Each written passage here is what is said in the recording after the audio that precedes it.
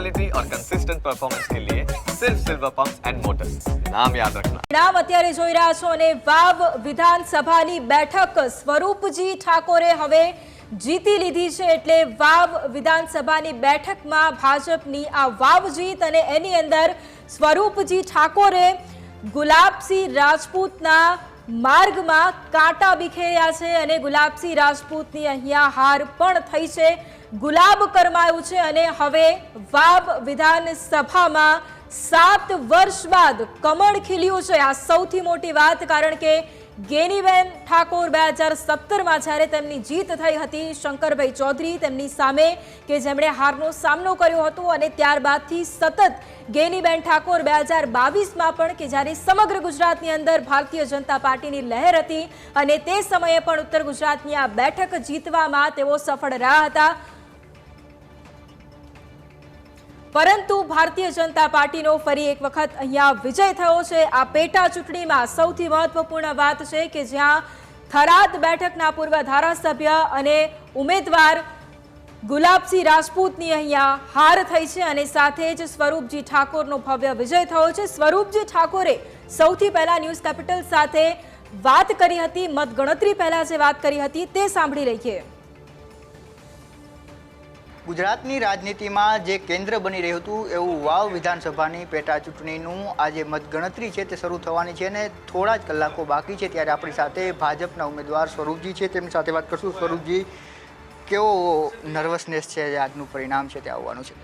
જોરદાર આજે મતદાન ગણતરી શરૂ થવાની છે એટલે અમને પૂરો વિશ્વાસ છે, અમને 18 આલમ ઉપર વિશ્વાસ છે અને ખૂબ સરસ રીતે જે ચૂંટણી પતી છે એ રીતે અમને પૂરેપૂરો વિશ્વાસ છે કે બહુ મોટા લીડથી 18 આલમની જીત થશે। જે પ્રકારે મતદાન થયું 70% આસપાસ મતદાન થયું, ત્યારબાદ કયા એવા પરિબળો છે જેને લઈને તમે આશ્વસ્ત છો કે તમારી જીત થવા જઈ રહી છે? જો ભારતીય જનતા પાર્ટીની ચાલુ સરકાર છે અને અહીંના 18 આલમને વિકાસ જોઈએ છે, તો વિકાસ માટે 18 આલમ એક સાથે મળી અને કમળને વોટ આપ્યા છે અને કમળની ખૂબ લીડથી જીતાડશે। જીત્યા છો તો કયા હવે એવા કામો છે કે જે આગળના તમે લઈને જવા માગો છો, જે તમારે વાવ વિધાનસભા માટે કે આગળ લઈ જશો ને લોકોને ફાયદા થાય એ પ્રકારે કામ કરશો? અમારા વિસ્તારના મેઇન પ્રશ્નો છે પાણીના સિંચાઈના પ્રશ્નો છે ખેડૂતો માટે, અને રોડ રસ્તાના પ્રશ્નો છે, આરોગ્યના પ્રશ્નો છે અને અમારે રોજગારી માટે જીઆઈડીસી ઊભી થાય એના પણ પ્રશ્નો છે। એને અનેક નાના મોટા પ્રશ્નોને લઈને અમે આ વિસ્તારના કામો કરીશું। કેટલી લીડની છે તમે આશા રાખી રહ્યા છો કે આટલી લીડથી આજે જીત થશે? 100% લીડ, મોટી લીડ હશે, અમને વિશ્વાસ છે, 18 આલમ પર વિશ્વાસ છે એટલે મોટી લીડથી અમે આ વિસ્તારના કમળને જીતાડીશું। આ વિસ્તારમાં તમે ફર્યા, લોકોને તમને સાંભળ્યા, તમારા વાયદાઓ સાંભળ્યા અને ત્યારબાદ મતદાન કર્યું, શું લોકો માટે કહેશો કે જેમણે મતદાન કર્યું છે અને ખાસ કરીને એ વર્ગ, એ મતદાર કે જે ભાજપનો મતદાર છે? હું લોકોનો 18 આલમનો ખૂબ ખૂબ આભાર માનીશ કે લોકોએ સ્વયંભૂ એમને બૂથ સુધી પહોંચી અને સાથ સહકાર આપી આશીર્વાદ મોટા આપ્યા છે એને એમનો ખૂબ ખૂબ આભાર માનીશ। 18 આલમ ગત વખતની જે ચૂંટણી હતી એ ઓછા માર્જિનથી તમે હાર્યા હતા, ત્યારબાદ ફરી આ વખત બીજી વખત તમે ચૂંટણી લડ્યા અને આજે પરિણામનો દિવસ છે, કોઈ પ્રકારની નર્વસનેસ ખરા, કોઈ એવા ગત વખતના એવા અનુભવ કે જે ક્યાંક ને ક્યાંક દુઃખ આપતા હોય આ વખતે પૂરા થાય?